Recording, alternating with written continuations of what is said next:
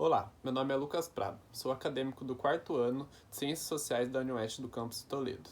E hoje eu vim apresentar para vocês mais um vídeo da nossa série de temas fundamentais das ciências sociais. Hoje vou falar um pouco sobre meritocracia. Provavelmente você já se deparou com esse tema. E por ideologia, vamos utilizar o conceito de que a ideologia é um sistema de ideias que pode ser discutido enquanto tal, e também como forma de apreensão, de negação ou principalmente de construção da realidade e do mundo. Por isso, vamos entender o que é a ideologia meritocrática e como convivemos com esse discurso.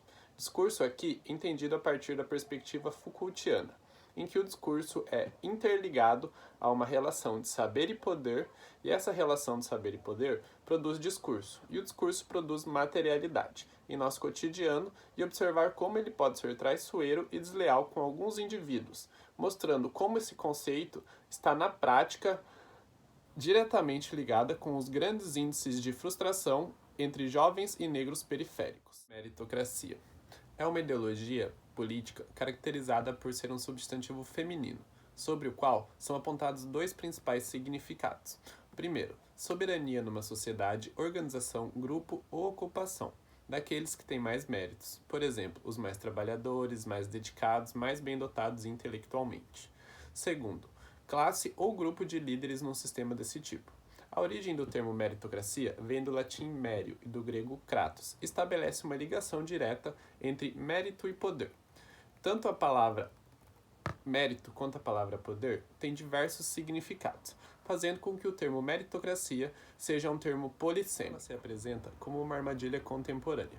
Em suas origens, a meritocracia fez sentido, pois com ela se lançava por terra o sistema aristocrático, que dominou a maior parte da história da humanidade, com privilégios herdados de geração em geração.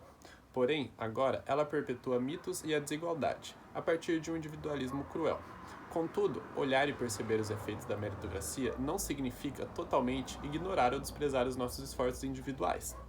Mas entender algumas situações é importante para nos localizarmos dentro do contexto social. Para isso, podemos utilizar alguns fatores ao nosso redor, como por exemplo, a origem social, a sorte e o talento. Pois bem, nas últimas décadas, a brecha entre os vencedores e os perdedores aumentou, gerando sociedades mais polarizadas e desiguais em rendimentos e riqueza. A conceitualização do sucesso também sofreu alterações. Por exemplo, os que chegaram no topo acreditam que seu sucesso é obra sua, evidência do seu mérito superior, e que os que ficam para trás merecem seu destino da mesma forma. A realidade é que as coisas não são tão simples, e a igualdade de oportunidade ela não existe. Desde o começo do século, por exemplo, se detecta um funcionamento pior do nosso elevador social. Podemos verificar isso no relatório produzido pela Espanha 2050 e elaborado pelo governo de Pedro Sánchez. Na Espanha, nascer em famílias de baixa renda condiciona as oportunidades de educação e desenvolvimento profissional em maior medida do que em outros países europeus.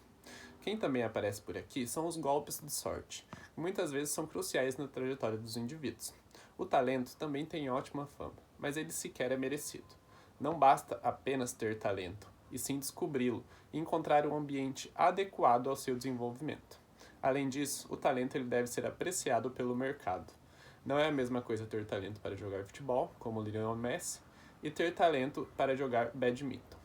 O talento e o esforço produzem pouco na ausência de um entorno social bem desenvolvido, como aponta o economista da Universidade Cornell, Robert Frank, autor do livro Sucesso e Sorte, Boa Fortuna e o Mito da Meritocracia, que também aponta um dos efeitos perniciosos da meritocracia.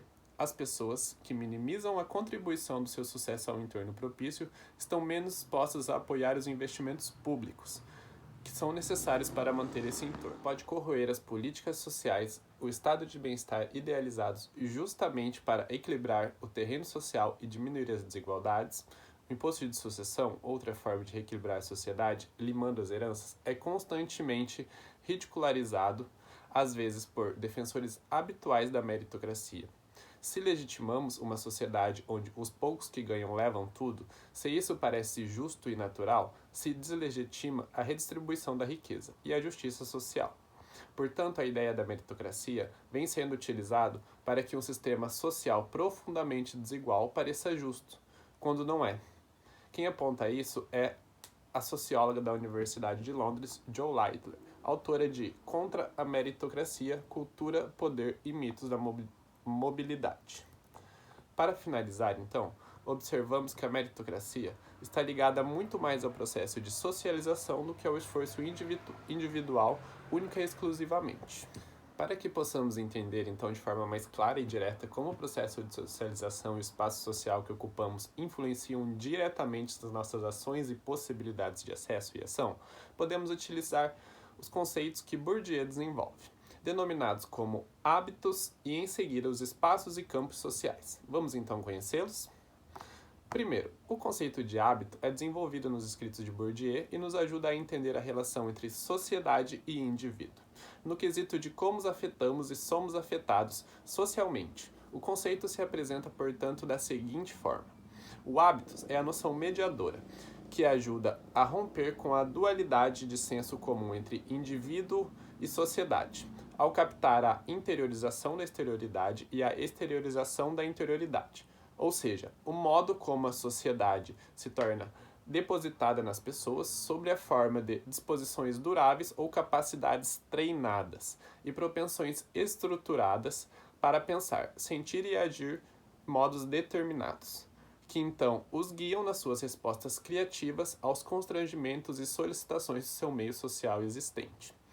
Já a ideia de espaços sociais e capital cultural vai nos ajudar a entender como se estrutura a sociedade e por que se caracteriza de determinado modo. Ele entende a sociedade a partir de uma visão espacial, a partir das ideias de espaço e campos. Ele faz isso dotando-se de conceitos e instrumentos que permitem não apenas analisar a posição dos grupos e suas relações, mas também compreender a tendência à reprodução da ordem social. Ele já vai delimitar que o espaço social é conflituoso por ser hierarquizado pelas desiguais distribuições dos espaços, né? Então ele vai definir o espaço social como uma expressão que assinala uma ruptura com as representações tradicionais de hierarquia social, fundadas sobre uma visão piramidal da sociedade. Essa visão ela vai atribuir a cada classe uma posição na escala social em função das suas condições materiais de existência. O espaço social ele é desenvolvido por Bourdieu e estruturado a partir das diferentes formas de capital cultural. Então, a primeira análise referente à noção de capital, ela vai estar ligada à abordagem econômica. E essa analogia pode ser explicada pelas propriedades reconhecidas do capital. Esse capital ele se acumula por meio de operações de investimento, transmite-se pela herança, permite extrair lucros segundo a oportunidade que seu detentor tiver de operar as aplicações mais rentáveis. Porém, o uso do capital ele não se limita apenas a essa área econômica, e ele vai ser distribuído em 4 tipos de capitais que a gente... Os 4 modelos de capital cultural são então os seguintes. O primeiro, o capital econômico, que é constituído pelos diferentes fatores de produção, como, por exemplo, terras, fábricas e trabalho, e pelo conjunto de bens econômicos, como renda, patrimônio e bens materiais. Já o capital cultural, ele corresponde ao conjunto das qualificações intelectuais, produzidas pelo sistema escolar ou transmitido pela família. Esse capital ele pode existir sob 3 formas. A primeira forma, em estado incorporado, ou seja, como a disposição duradoura do corpo, por exemplo, a facilidade de expressão em público. O segundo lugar, ele pode ser encontrado em estado objetivo, como bem cultural, ou seja, a posse de obras de artes, de livros e etc. E no terceiro momento, em estado institucionalizado, ou seja, socialmente sancionado por instituições, como títulos acadêmicos. Um terceiro modelo do capital é o capital social, que se define essencialmente como o conjunto das relações sociais de que dispõe o indivíduo ou grupo. A detenção desse capital implica um trabalho de instauração e manutenção das relações, isso é, um trabalho de sociedade, por exemplo, convites recíprocos e lazeres em comum. Já o quarto e último tipo de capital é o capital simbólico. Ele corresponde ao conjunto dos rituais, como as boas maneiras ou o protocolo, ligados à honra e ao reconhecimento. Afinal, apenas o crédito e a autoridade conferem a um agente o reconhecimento e a posse das 3 outras formas de capital. Ele permite compreender que as múltiplas manifestações do código de honra e das regras de boa conduta não sejam constituídas de vantagens sociais com consequências afetivas. Assim, então, o Bourdieu ele vai propor e vai definir que a posição dos agentes no espaço das classes sociais depende mais do volume e da estrutura do seu capital do que diretamente das suas ações, dos seus méritos e dos seus esforços pessoais. Então, essa é a discussão que eu trouxe hoje e eu gostaria, para finalizar, de trazer uma pergunta, né, para a nossa conversa, se você, com tudo isso que foi apresentado hoje, entende que a ideia do mérito é uma ideia excludente.